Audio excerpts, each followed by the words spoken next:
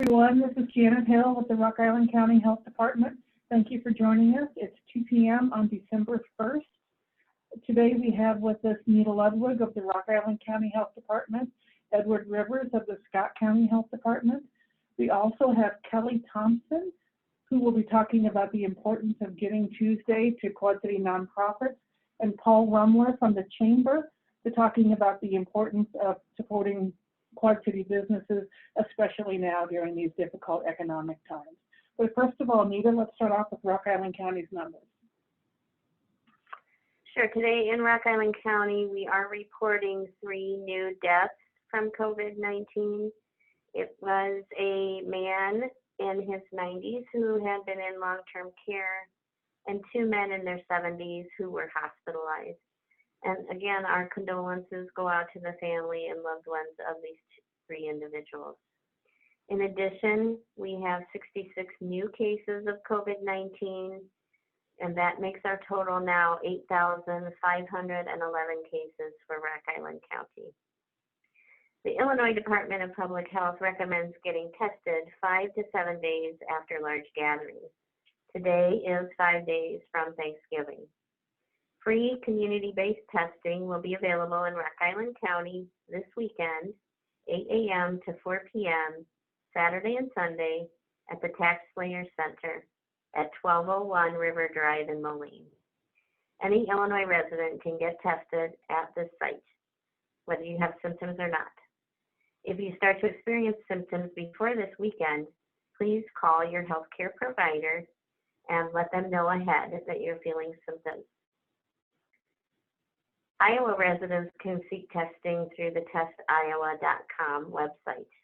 Other providers can be reached through the doineedacovid19test.com.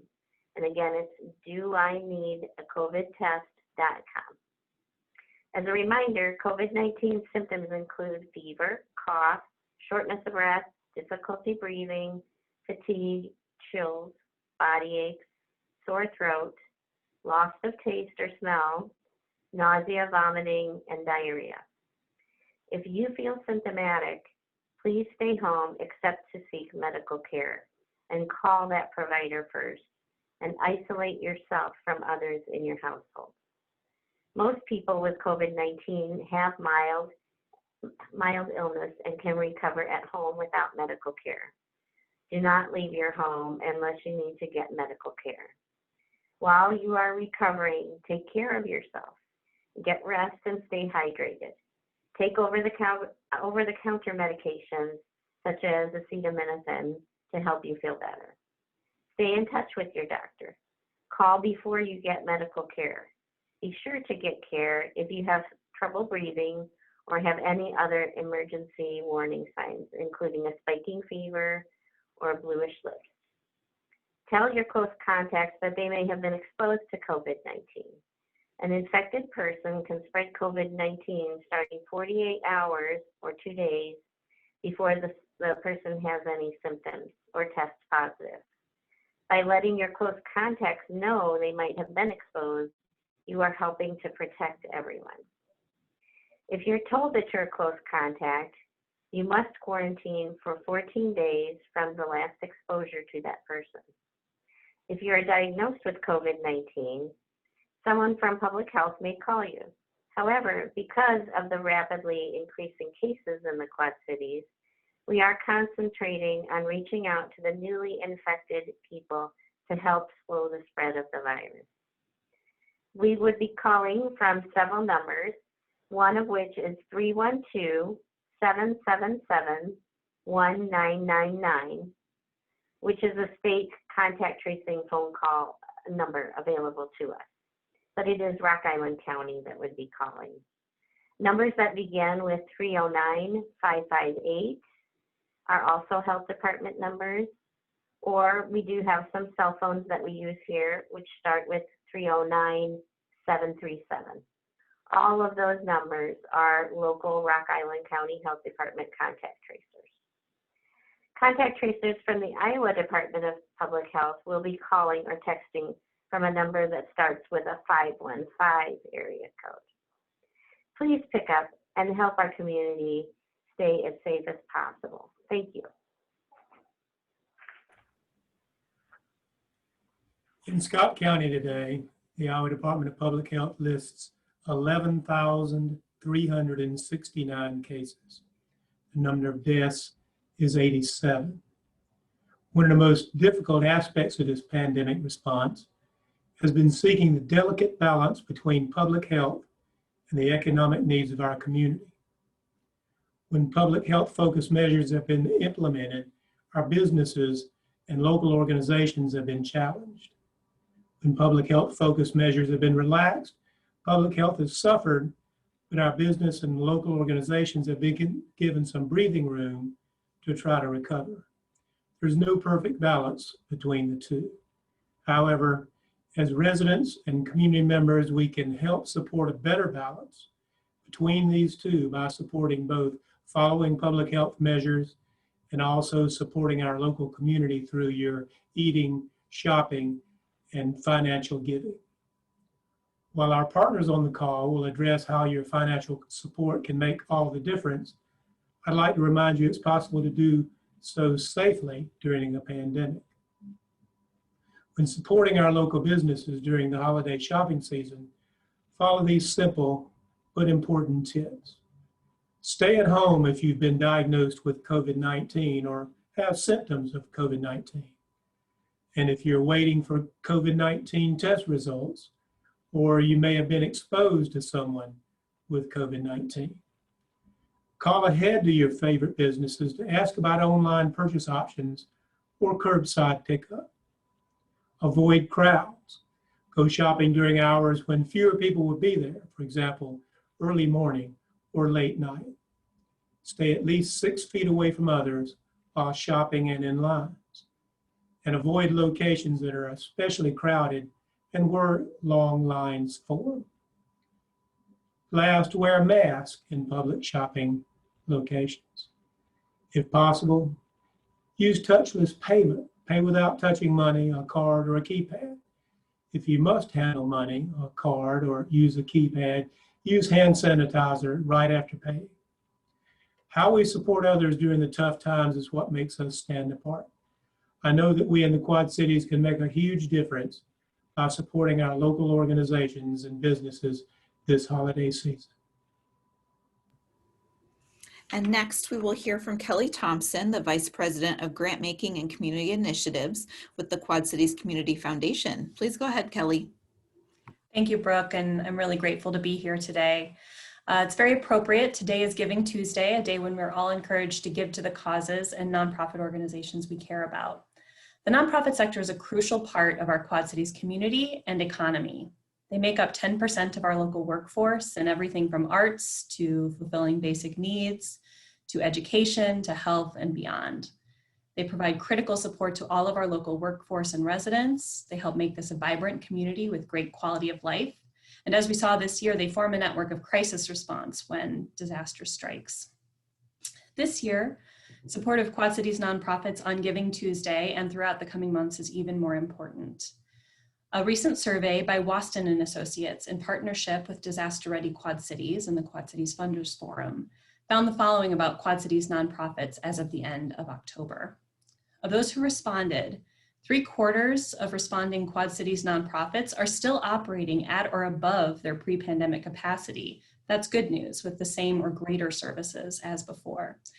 However, 2/3 of responding Quad Cities nonprofits have brought in less money than usual this year, both because of less that's brought in through fundraising and through decreases in other sources of revenue, like earned income, contracts, and endowment income. Finally, nearly 60% of those nonprofits that responded to the survey have reduced staff through furloughs, layoffs, or attrition. To sum up, Quad Cities nonprofits are doing more with less. Like many other Quad Cities organizations, including for-profit businesses, which I know Paul will talk about here in a minute, they continue to respond in an effective, innovative, and nimble manner, adjusting to provide their services and new services to our community in a safe and responsive way. I'll give you just a few examples. River Music Experience developed curbside concerts and now curbside carols to continue to bring live music to audiences, even if it's in their driveways. Humility Homes and Services, the Salvation Army of the Quad Cities, and other homelessness services providers shifted from congregate shelters to hotels, with dozens of volunteers from faith communities delivering meals to people experiencing homelessness every day for months. I'll mention this again later, more volunteers are needed for that effort. The Riverbend Food Bank and its many partner food pantries have distributed far more meals than any previous year, and also brought more fresh dairy and produce to Quad citizens by taking advantage of the federal Farmers to Families program. For each of those examples, there's hundreds more ways that Quad Cities nonprofit organizations have showed up for us all this year, like they always do. We don't want them doing more with less. We want to support them to do their best work. Many of these efforts that I mentioned have been supported by the Quad Cities Disaster Recovery Fund at the Quad Cities Community Foundation, which was activated in March for this disaster, and since then has made more than 100 grants totaling over $1.5 million. We are so grateful for the generosity that donors showed in giving to that fund at the Community Foundation, and the need continues. We've received nearly $4 million in requests since March, and we continue to grant from that fund almost every week to organizations who have identified ways that those dollars could help them better serve our community in this pandemic. We continue to invite gifts to the Quad Cities Disaster Recovery Fund, and the Quad Cities Community Foundation will be here to help our community through the current crisis and the long-term recovery. Everyone in the Quad Cities can help on this Giving Tuesday and in the months to come. There are many, many things you can do. You can give to the Quad Cities Disaster Recovery Fund at the Community Foundation to continue that much needed long-term recovery effort, or the Quad Cities Community Impact Fund, which allows us always to be here to respond to pressing needs and promising opportunities. You can give to the nonprofit organizations you care about. Give more than usual if you have the ability. Monetary gifts, which allow them the flexibility to adapt and respond as needed, are incredibly valuable. You can spread the word, share your favorite nonprofits' requests for funding with your friends and family, and tell them why you care about that cause, even if you can't give right now. You can volunteer. There are many safe ways that you can volunteer for organizations right now, sometimes even from home. Reach out to your favorite organizations and ask how you can help, or visit the United Way of the Quad Cities Volunteer Hub at their website. Finally, you can advocate for larger scale solutions like inclusion of nonprofits in state or federal relief legislation, protection and expansion of social safety net programs to keep more people from falling into crisis, and of course, follow the guidance of public health officials to help bring our community cases back down while we wait for vaccines to become available. Thank you. Thank you so much, Kelly. And next we're going to hear from Paul Rummler, the President and CEO of the Quad Cities Chamber. Please go ahead, Paul. Thanks, Brooke. I'm going to first start by complimenting the great team that we have in the Quad Cities. It's a special opportunity to be able to join today's press briefing, but to be able to work alongside Nita, Janet, and everybody else from the health departments and the health services team that's really formed a strong coalition over the last 9 months has been an honor. I really appreciate the extra efforts that everybody has gone through the last year together, and I really appreciate the balance that we're trying to strike to serve the Quad Cities residents as best we can. As Kelly was talking about Giving Tuesday, it made me think about the philanthropic giving plans that I hope a lot of businesses have in the Quad Cities area. And if you're a business and you don't know what I'm talking about, I'll put it pretty plainly. It's where do you want to spend some of your extra resources? Kelly talked about what we can do as individuals. I also think that businesses in the area need to have a similar plan, like what we do at home with where you give to your favorite nonprofit or one that you're engaged with or your church. A business can have a similar plan. And I've seen many businesses already this year think about how their holiday celebrations will look different. Instead of gathering their employees together for an end of year celebration, they're rethinking that, and instead of getting together, they're identifying a common cause that their team members are supportive and they're giving money to those nonprofits. And I think that's a very important aspect that we can do this year that might be different than in past years, that I hope will continue to be a trend as we go past 2020. So as Kelly said, you can identify a charity that you're involved in, or maybe get your employees together to identify one that they're commonly interested in. Or if you need help, there are resources out there. Kelly mentioned a few, I'll add a few others. I know United Way is in a campaign right now, and they give to a lot of charities in addition to running some really good programs themselves. And then Birdies for Charity generates dollars for over 500 charities in the Quad Cities area, and they are already starting to generate funds for next year's giving. So really want to piggyback on Giving Tuesday as much as we can as a business community. The other part that I'd like to talk about is it's a really important time of year to support the fabric of our community known as our retail and restaurant industry. There have been new restrictions placed on these important amenities in our area at a time where they need the revenue the most. If you talk to a retailer, the months of November and December make or break their year. And they are taking the latest restrictions as responsibly as they can while they offer a safe and responsible shopping opportunity. And we hope that Quad Citizens will go above and beyond this year to make sure that they spend some of their dollars this holiday season at local establishments. We know that this has been a difficult year, but I think that we can pull through one more time and make sure that we're supporting one another. So from a retail perspective, there are a lot of companies that have switched to online and e-commerce. So as you heard Ed Rivers say, if you're uncomfortable shopping in person, give them a phone call. I bet if you can't find what you need online, they might be able to help you by phone. This is also a good time to buy gift cards. So think about contacting your favorite place and purchasing a gift card. If you need help on, you don't know where to go, the Quad Cities Chamber has a business directory of all of the local establishments. We also launched a initiative called Keep It Quad Cities. Keep It QC is a buy local campaign, encouraging businesses to do business with each other and residents to do business with Quad Cities businesses. So what you can actually do is if you're in the market for a gift card, you can come to our website at the Quad Cities Chamber and purchase a Keep It QC gift card that can be used like a Visa card at any establishment in the Quad Cities area. Some companies are even buying this for their employees as a holiday gift to make sure that they're extending the reach as to where they can spend money locally. So when we think about restaurants, make sure that you remember that even though that some dine-in establishments are unable to serve you, carry out and delivery is still an important opportunity, and they will appreciate you even more. So thanks for your help supporting the Quad Cities business community. Thank you so much, Kelly and Paul, for that addition to today's briefing. With our media partners on the call, we encourage you to type any questions that you have into the chat. The first question I have here is for Paul. Do you think QC businesses have done enough to help stave off the spread of COVID-19? I'm just going to continue reading this, but it looks like there's a couple questions. They are seeing some fairly common crowded bars in Davenport. Has the chamber attempted to play any role in helping businesses understand the importance of safety?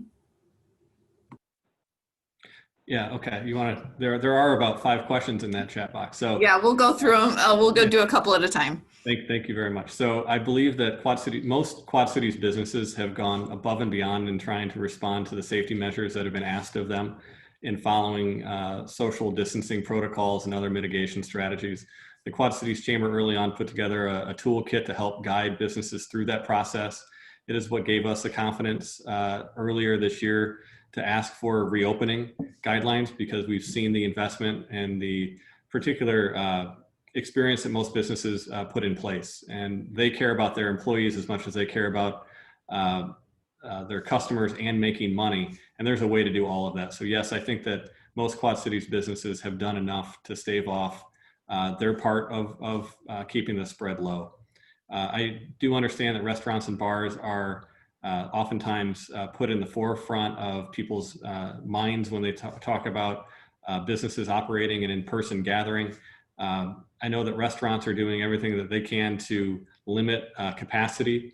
Bars are also following the state mandated guidelines about mandatory seating and less gathering restrictions. And we have at the Quad Cities Chamber continued to reinforce the importance of following the state mandates or the state guidelines, and we encourage businesses to do that.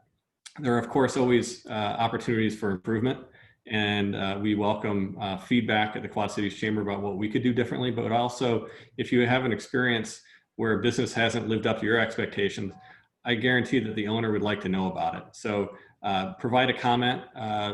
Don't just go onto Facebook and give a random thought. I would encourage you to reach out directly to that business and have a thoughtful conversation with them about your experience.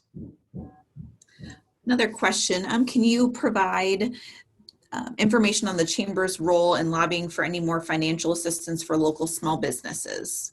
Absolutely. Our local small businesses are struggling. We just did a survey at the end of October before the latest round of restrictions, in which we heard feedback that a sizable number of businesses are struggling from a cash flow standpoint. They might not make it another month, let alone another 2 months or a year. So of those numbers, it was about 35% said they only had enough cash reserves to make it another 2 months. Some of them were even less than 2 months, so some of them were a month or less. Some were even talking about having to close. I can only imagine that those numbers got worse in November and are getting worse into December. So we had called on Congress a few weeks ago to pass another round of assistance for businesses and nonprofits that have been impacted, and we're encouraging Congress to expand the definition of who could receive assistance. The first round was focused on payroll assistance through the PPP. We're encouraging Congress to make sure that there's clarity on what PPP forgiveness is available, because there's not clarity on that across the market. Many businesses might get confused when they're ending their year that whether or not they need to pay that back. So the benefits of that have not been fully reached. We're also asking for flexibility in what the funds can be used for in this next round. Before, there are strong limitations that the money could only be used for payroll or for certain types of expenses. We would like to see greater flexibility because the businesses know where their money needs to go to maintain survival. And so we'd ask for that type of flexibility. I heard from some businesses today that are struggling with increased accounts receivable, meaning that they have business, they've done the work. However, businesses are unable to pay their bills on a timely basis. So that's putting them in further troubles. So having flexibility is an important aspect, because we can't mandate across the board for each business's individual circumstances. Our state programs have also been very giving in terms of the state of Iowa and the state of Illinois continue to have federal or state assistance programs through the federal government that has given CARES Act dollars to each state. And those programs, we understand, are still accepting applications. Looks like one last question in that section. Do you think more uniform regulations might help all businesses at the same time, or at this time, excuse me? This is a softball question. Thanks for asking it. We started off this year asking for the states of Iowa and the states of Illinois to align their regulations and policies and approach to COVID-19. I think that what we said then is still applicable now. It would be extremely helpful if there was consistency across the board with how businesses needed to respond, or even residents needed to respond to that, to this pandemic. It's really confusing to most people why a restaurant can serve at full capacity in one state and less than a mile across the river here in the Quad Cities, they can't serve at all. And so if there was common regulations, you would not be seeing the migration of businesses that is in conversation right now, or the influx of tax dollars that then results from the change of traffic patterns and spending go from one city to another city. We're really seeing the impacts of a state-by-state approach and a non-consistent policy. Okay, I don't see any additional questions. So we'll go ahead and conclude our briefing for today. Thank you so much, Paul and Kelly, for sharing some of your time with us today. We're grateful for that. The recording of this will be posted onto the Scott County Health Department's website, as well as on our Facebook pages. Again, we encourage you to visit both of their websites for additional information on the programs and opportunities for giving that they shared. And we look forward to speaking with you all later this week. Thank you. Have a good afternoon. Thanks, everybody. Brooke, thanks for organizing. No problem. Thank you for being here. Yeah. Thanks all. Well done. Have a good day. Good job. Bye.